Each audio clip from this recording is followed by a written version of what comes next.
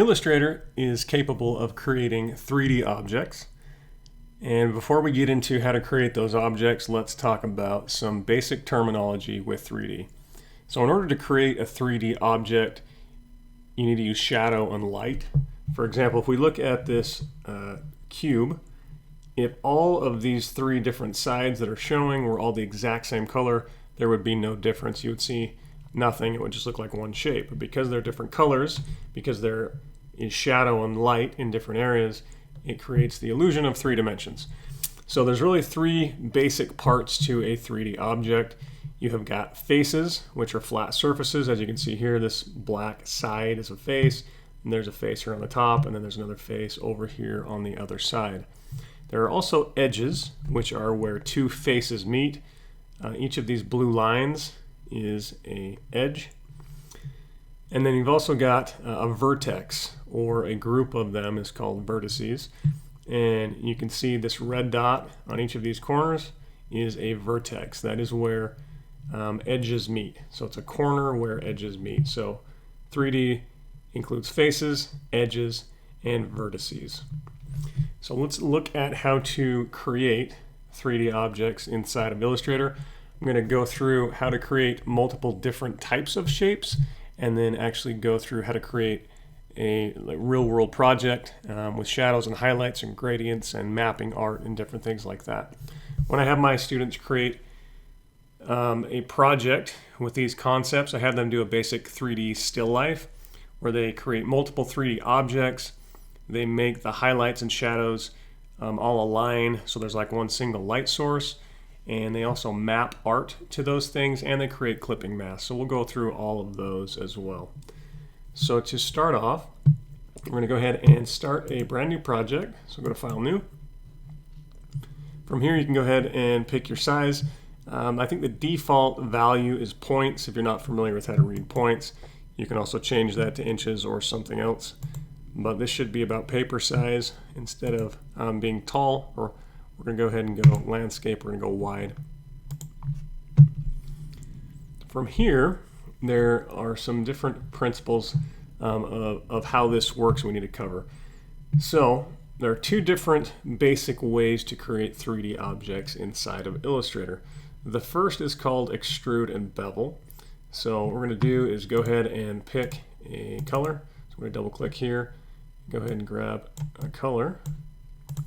And I'm actually going to go ahead and hit the slash and turn off the stroke color. So we've got a fill color and no stroke color.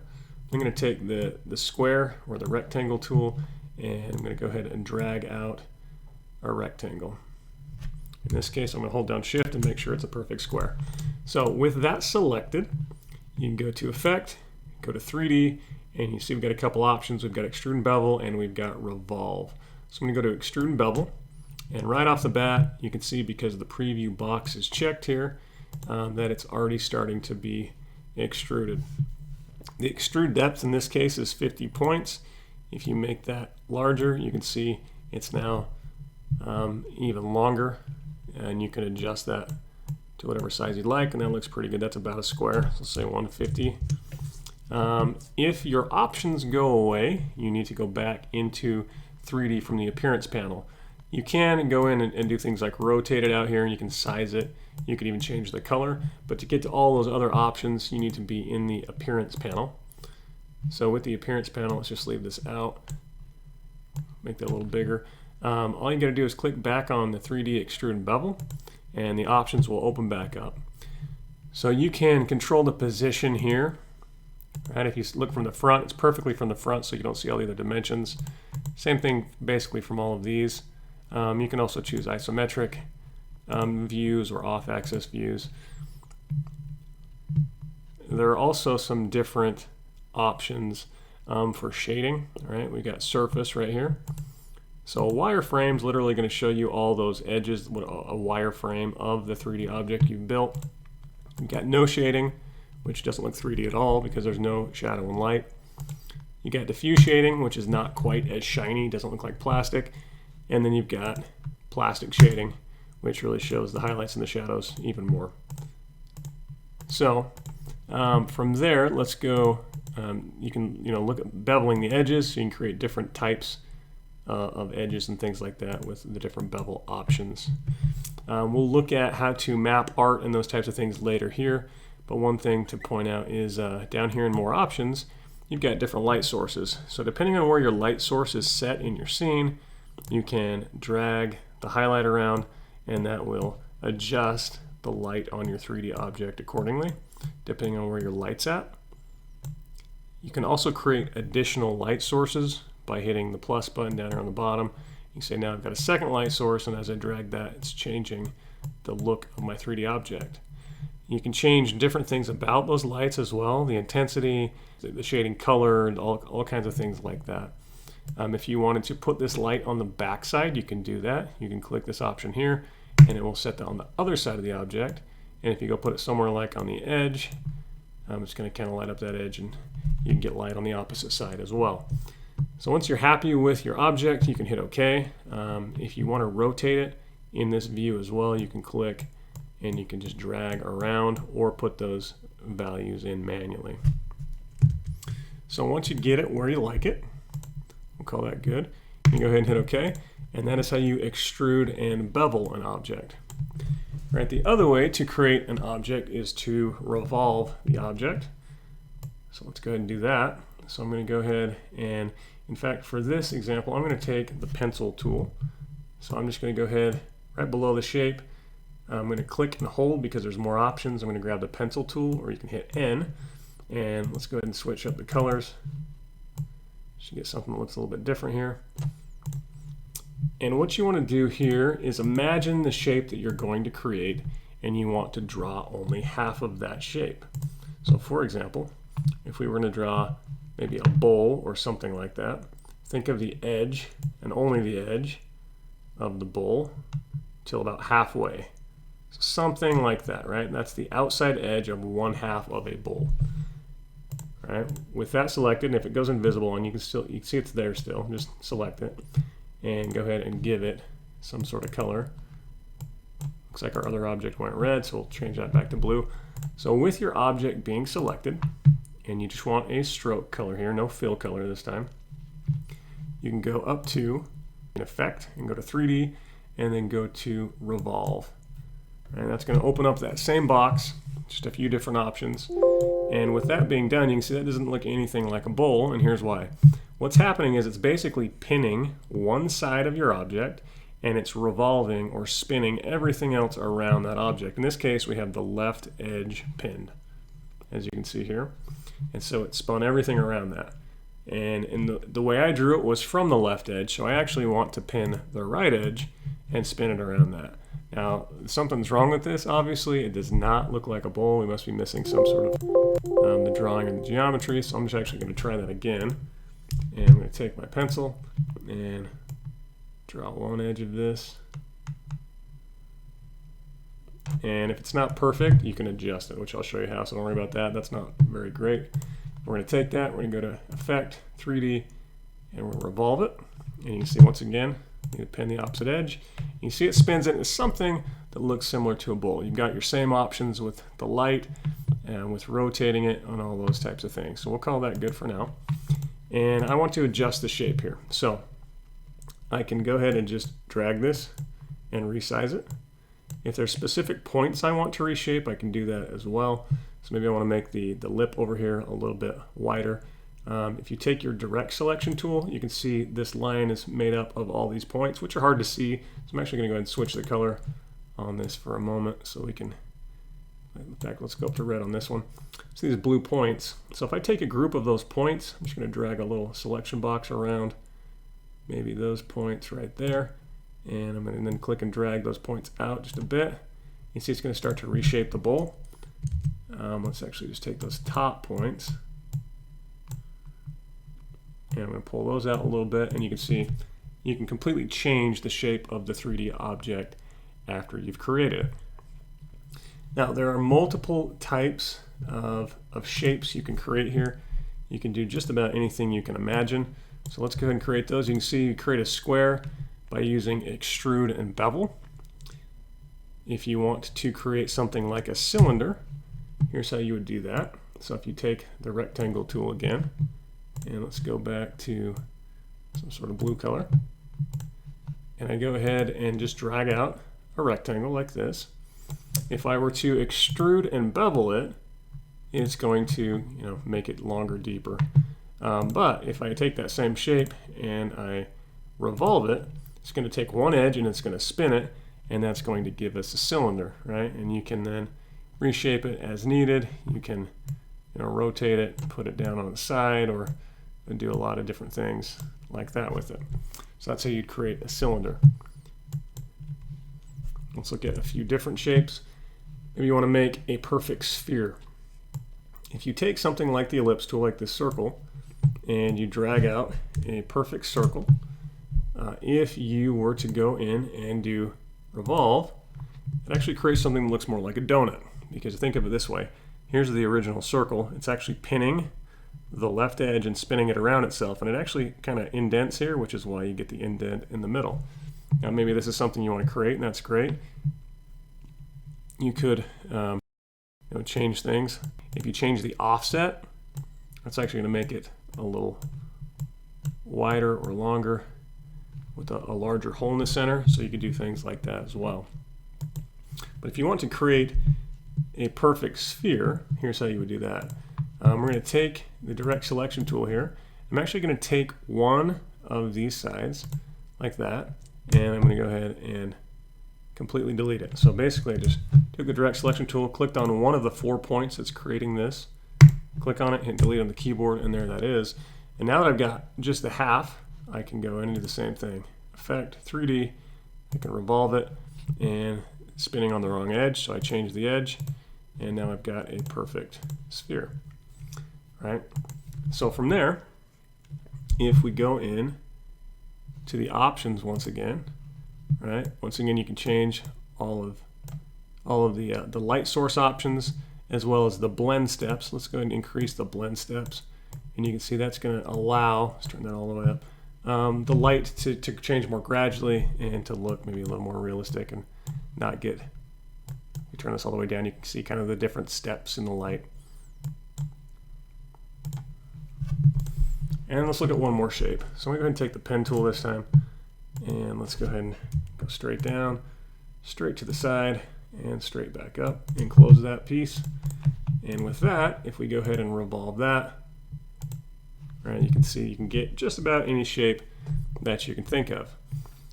Now, as for maybe creating some sort of real-world project with this, let's go ahead and create some sort of 3D still life. So maybe I would start off with a background first. I'm just going to take the rectangle tool and drag some sort of square over the background, and then change that to some other color. If your workspace is not working correctly, you can always go to Window, decide on the workspace you want, and if you need to reset it, you can get it back to its custom look. I'm going to go ahead and click on Fill, and then maybe we'll do something like that for now. In fact, let's just go with a gray for the moment. From that point, let's go ahead and start creating some objects. So maybe the first thing we'll do is create some sort of table or some sort of plane for some objects to sit on top of. So I could come in here, grab a rectangle, go ahead and pick a couple of colors for this. So let's go get some sort of brown for the table.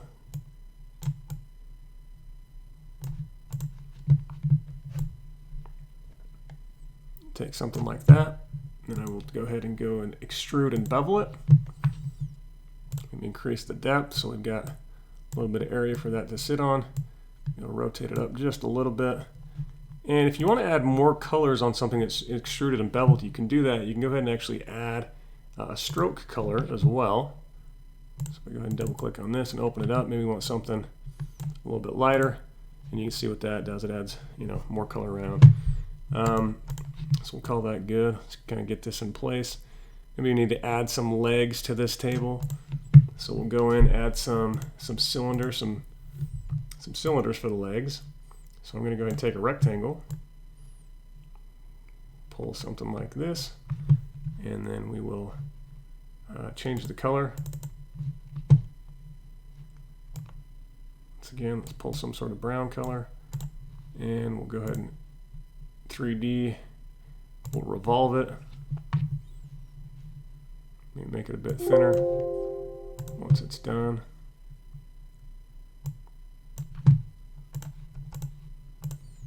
Let's take this down here, and we'll grab 4 different legs. So I'm going to actually hold down Alt, and I can click and drag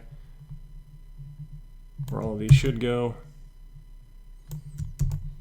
And then to send them to the back, you can simply, in fact, I'm going to hold down Shift. I'm going to select multiple of them at once.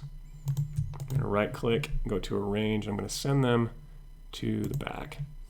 All right, and actually send them behind the background. So I'm going to go ahead and right click on this and send this to the back as well. Probably a good idea to work in layers. You can see I've got everything on one layer currently. And so we've got some sort of table sitting there, which is great. Okay, next let's create some sort of objects for the table. I actually want this table to be much bigger than it is, so I'm going to select all the pieces at once.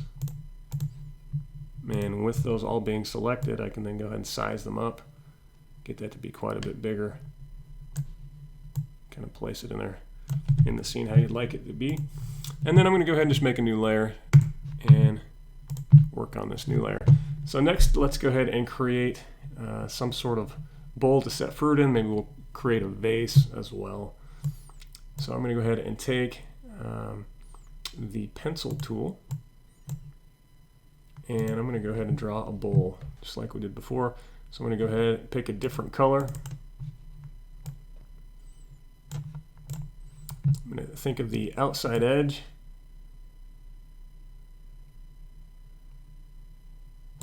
Something like that. You can see it did not actually put any color on there, so I need to go back in and choose some sort of color. And then we're going to go to Effect, 3D, and we will revolve that bowl. Put it on the right edge, and that depends on how you draw. And hit OK, and that looks good for now. So you can go ahead and select that, place it where you want. Remember, you can always reshape it with the direct selection tool if needed. In fact, I'm going to make this a little bit bigger. Got some sort of bowl that's going to sit there. Maybe we'd like to create some sort of bottle as well for the table. Let's do that.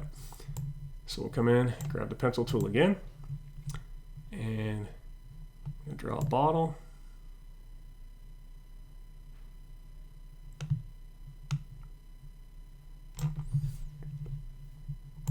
Go to 3D Revolve, and you can see it looks like some sort of glass currently because it's pinning the left edge. But in this case, I'm going to pin the right edge, and I don't think that looks very great. So after I hit OK, I can go back in.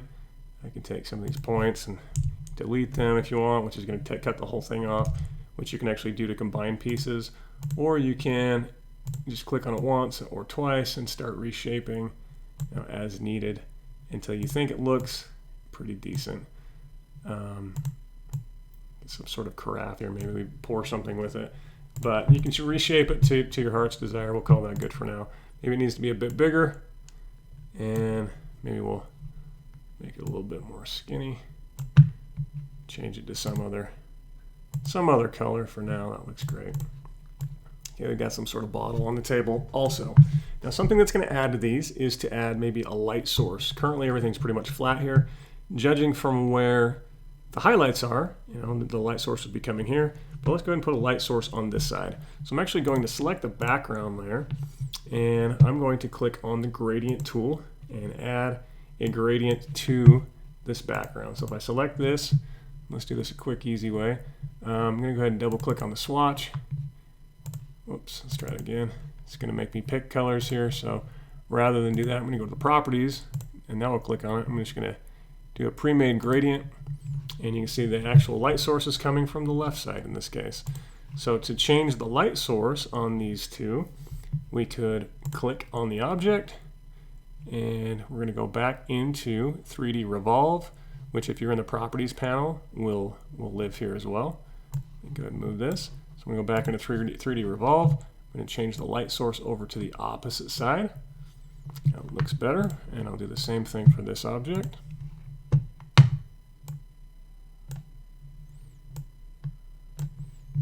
Kind of match a bit better now. Once you've done that, right, it might even look even a little better if we have some sort of shadows here on the ground. A couple ways you can do this. So if we select this object, you come here and go to Effect, come down to stylize, and we'll add a drop shadow. And if you hit preview, it's going to show you where that shadow's at. Currently it's on the right side. If you need to, you can always adjust, like the X offset, flip it to the opposite side. We could put in, for example, a -7. And if I go preview, it's going to pop it over to the opposite side. So you can move those shadows wherever you'd like, depending on your light source. That looks pretty good. I think it's a little bit intense. So I could turn this down to something like 40. It's going to get a bit lighter. You know, you can move it that way. Maybe we need to move the X and the Y offset, try to get it in just a little bit different of a position. That looks pretty good right there, though. So we'll do the same thing. We've got 7 and 3. So I'm going to select this object as well. And I'm going to go to Effect, Stylize Drop Shadow. It's got those same numbers. And it's a little bit intense for that. So maybe let's drop it even smaller. Something like that. It looks pretty good, right? And you get the idea. And the other way you can create shadows is you could take, let's go back here and lock this layer up, work here. You can take your object and you can just, you know, freehand it. You can use the pen tool, it's up to you, but you can basically create some sort of you know, shape that you think the shadow would be in. Let me go ahead and swap these places and fill this in with some sort of darker color, something like that. And then obviously that doesn't look real. We need to send that to the back, so it's behind your object. It's underneath and kind of behind it. And then you can take that and you can do things like I'm going to Effect, and we could go to Blur, for example, put like a Gaussian blur on it if you wanted to do something like that. Kind of get that object to spread out a little bit with the blur. So you can do something like that, which adds a nice shadow. Or you can even feather it, which will do something very similar. So let's do the same thing with the bowl here. So we'll create some sort of shadow that should live here. It's going to go out to that edge probably, but we'll just call that good for now. I'm going to swap those again. Go ahead and pick a color that's similar.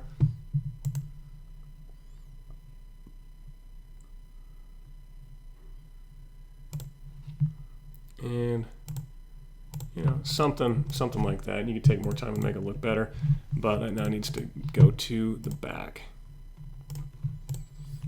Okay, beyond that, there's still more that we could do here. Let's go ahead and create some objects to go inside of this bowl. In fact, I want to rotate this bowl up just a little bit. So I'm going to go back into the 3D Revolve, and you can see there's multiple effects here we can go into to get to it. There it is. If I hit those 3 dots, hit the 3D Revolve, opens it back up. Let's just rotate that thing up just a little bit, something like that. That looks good. The shadow probably needs to move a little bit though. There we go. Okay, from there, let's create those other objects. So I'm going to go ahead and lock this up again, create a new layer, and let's just make some red looking circles. I'm going to take that, take my direct selection tool, delete that side, change it to a different color.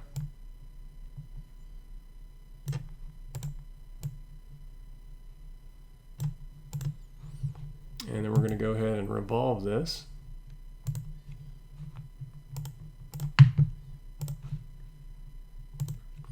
And if you wanted to take some time to do it, you could actually create some sort of indent in here and make these actually look like apples or something. But just for the sake of time, we're going to have some nice round apples here. All right, maybe these are oranges. In fact, let's do that. Let's turn these into oranges. That'll look a little bit better. Let's just take one of those out. So we'll have 2 oranges in this bowl. Let's go ahead and make them a little bit different in size. So got an orange sitting there, an orange sitting there, and they probably should actually be orange. Let's turn them to a different color. Take the eyedropper and make them similar colors, and maybe we're in isolation mode. Let's go to that. Maybe they need to be just a little bit different in color. Something like that. It's great. Now, we need to create a clipping mask, which will basically cut off the edge that is where the bowl's at. Now, to do this, you need to be able to see this edge. That'd be really helpful. So I'm just going to go ahead and take these out for a moment so we can see. And you're basically going to create a shape that completely holds, like whatever is inside of this shape will be visible, whatever is outside this shape will be cut off. So the top of it doesn't really matter, but the part that's along the edge of the bowl does matter. I'm going to use the pen tool to make this try to look better. You could use the pencil if you're pretty accurate. But basically, I'm going to imagine the oranges are inside the bowl. So I'm just going to quickly click through here. And you can see it's starting to fill up. I'm going to actually go hit the little slash. There we go. Once you get to the edge of the bowl, you want to be accurate around this edge. So I'm just going to click and drag and hold. And as I said, you could use the pencil tool here. But you want to be pretty accurate. Get rid of that handle. And you just want to follow that edge pretty well. And then once you're out here, once again, it's not going to matter. But that edge will matter. Once you've got that shape, you're going to go ahead and put your oranges back in the bowl. Kind of position them where you want them to sit. And then you've still got your other shape here. So if you can select that and then hold down Shift and select the objects inside of it, you can imagine anything inside of this will stay visible. Anything outside of it will get cut off. So it's actually going to cut it right on this edge. So with those three objects all selected, I'm going to right click and I'm going to make a clipping mask, and that will then cut those off and put them inside the bowl. Not too bad of a job. Maybe could have done a little bit better on that edge, but it looks pretty good. So those are now fitting inside of that bowl. Now, beyond that, we could do more. We could map some art to the bowl or the table or the oranges. Any of these 3D objects, we can actually map art to them. And here's how. So if you go and look for your symbols panel, which you can find if you go to Window, here are the symbols that you currently could use on any of these objects. So for example, just to make this easy, let's go ahead and use the tabletop. So I'm going to go ahead and unlock the tabletop layer and select that. I'm going to select my table. I'm going to go to the properties for it. I'm going to go back into 3D Extrude and Bevel. So from there, you can see one of the options is to map art. If we go and click on map art, this is a fairly simple shape because it's just a long, stretched out square, prism, rectangle, whatever you want to call that. And there are, in this particular one, there are 6 surfaces. If I go ahead and click over, you can see, right, there's the front, there's the back, here's one side, here's the other side. There is the top right there. Okay, so that's probably what we want to use. In order to put the art on top of that surface, you can click on symbol, and whatever you click on is going to show up. You can see put that spot right in the middle of the table. Maybe we want to put, let's leave that spot on. Okay, so we'll leave that there. You can move it around to position it. You can resize it and things like that, right? So you can see that's there pretty easily. Put in visible geometry, it's going to map that to the table and make the table actually disappear, which has got some cool applications maybe we'll look at in a bit. You can shade the artwork so it matches the shading of the table, which is sometimes a good idea as well. So once you get it where you like it, you can go ahead and hit OK, and it will map that art to it. Now let's go ahead and map something to maybe the bowl. Maybe we'll put a flower onto the bowl. So I'm going to go ahead back into my layers. I'm going to unlock the layer with the bowl on it and select it. I'm going to select the bowl. I'm going to go into the appearance panel here. I'm going to go back into 3D Revolve, and this time we're going to map art, and maybe this time we will pick the flower. So once again, you've got to decide which surface you want to put the art onto, and I mean that could be it. So could that. That's not it. That's not it. Those are the top. So most likely it's probably number 2. If you put it on, so let me go ahead and show you this. If you have a surface, it's, you put it on, it's not it. So we hit the daisy. It's not on the surface. You can just clear it. So let's go back and try number 2. I'm going to pick the flower, and you can see I don't currently see it showing up at all. So I in fact did choose the wrong surface. So I'm going to clear that. I'm going to go to the third one. I'm going to add that, and you can see now as I start to pull this, there it is. You can see it's on the bottom, starting to show up. There it is. So I can go ahead and make this as large as I'd like, get it to kind of map to the bowl where I want it to, and I'm going to go ahead and shade the artwork so it matches the shading of the bowl itself, and go ahead and hit OK. And we now have a flower on the bowl. Now, there are cases where you might want to have custom artwork. Maybe you're creating a mock-up for somebody and you need to put something specific onto a 3D object. You can do that too. You just simply need to create whatever you want to put onto that object first. So let's go ahead and lock this layer. I'm going to create a new layer, and let's just create some sort of text we put on here. So maybe we'll make some sort of a label. So we go ahead and create the size of whatever the label is that you want. Let's go ahead and swap these. Maybe we'll go some sort of a darker gray looking color, and then we'll put some white text on top of that. Let's take my text tool. Drink more. Very, very creative, right? So I'm going to go ahead and select that, and we can go to the character panel. We can go to window. In fact, if we just select it and go to the properties for it, you've got all those different things in here. You can change the style, the size, the shape, all those different things. So let's maybe make this bold, and I'm going to increase the size quite a bit. Maybe I'll turn this to white as well, so it's a bit easier to see.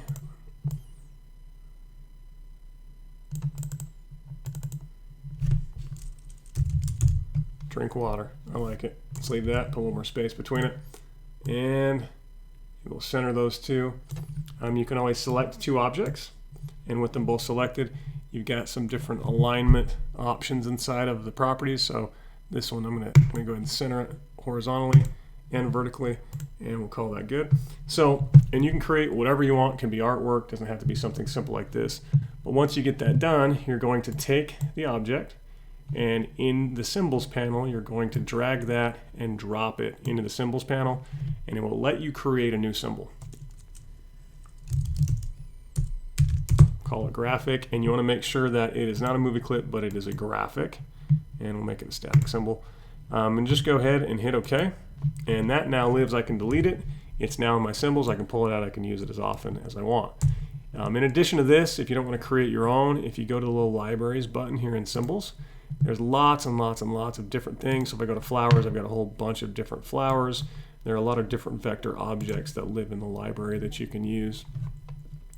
Now that we've got a new symbol created, we can go ahead and select our object. Let's go into layers and unlock that. Select it, go back into your properties, into the 3D Revolve, and we'll go into Map Art.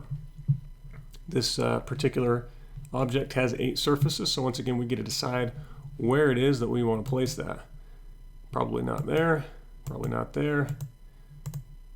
Could be number 6, or it could be number 1. I'm going to guess it's number 1. I'm going to go ahead and select my graphic, and you can see that is not the case, so let's go ahead and clear that.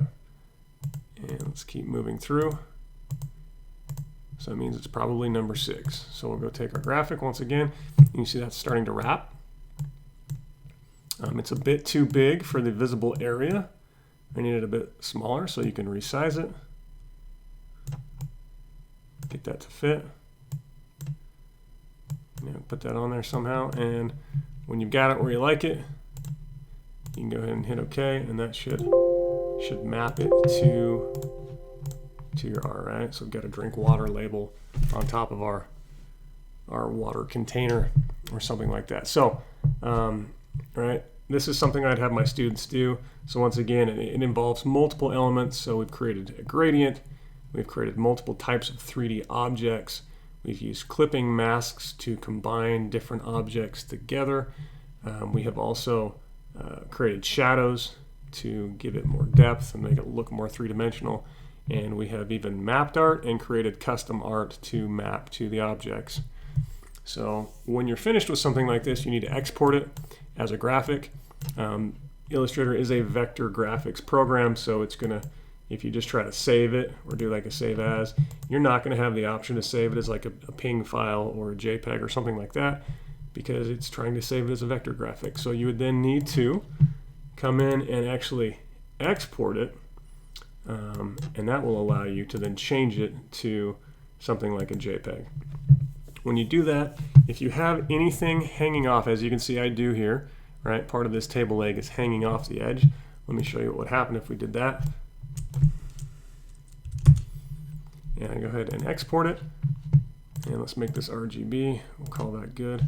And if we go look at it and I double click on it, you can see it opens up and it has extended my canvas to include everything I had created, which I didn't want, right? It actually went outside of the area I was working in. So in order to fix that, when you are inside of Illustrator and you're exporting your graphic, you want to make sure and use the artboards. What that will do, go ahead and export, is basically that tells it, right, you've got an artboard here. If we select on the artboard tool, you can see there's my artboard. It's the original size that I started with. It's going to tell it to cut anything that's over the edges of the artboard off when you export, which is helpful. And so if we go ahead and look out there now, we have now got our 3D still life with the edges cut off, looking pretty decent. So that's something I have my students do. It actually works out pretty well, and they come up with some pretty good and creative things.